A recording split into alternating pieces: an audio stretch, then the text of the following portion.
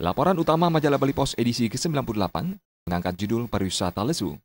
Dalam jajak pendapat Bali Pos pertengahan tahun 2014, 63,69% responden mengaku pesimis bila pariwisata Bali akan bertahan.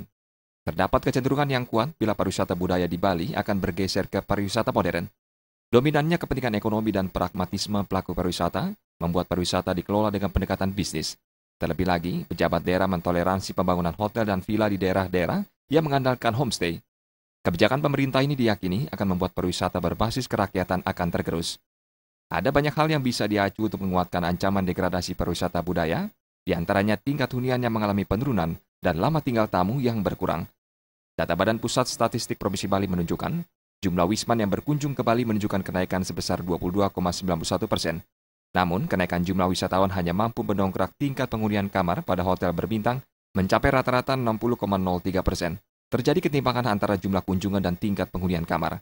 Di Kabupaten Badung misalnya, jumlah kamar hotel bertambah sebesar 22.158 hanya dalam waktu 4 tahun.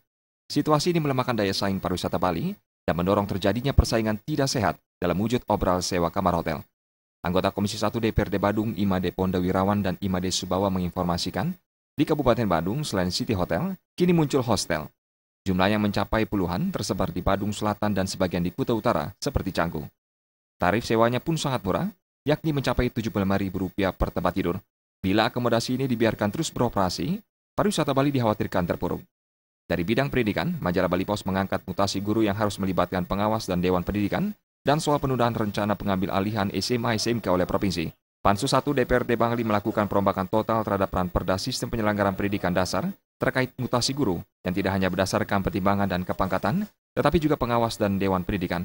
Terkait soal pengambil alihan SMA SMK, Wakil Rakyat di DPRD Kabupaten Badung minta pengambil alihan SMA SMK ditunda karena legislatif masih mengkhawatirkan kemampuan pemerintah Provinsi Bali dalam mengelola SMA SMK yang sebelumnya dikelola kabupaten kota.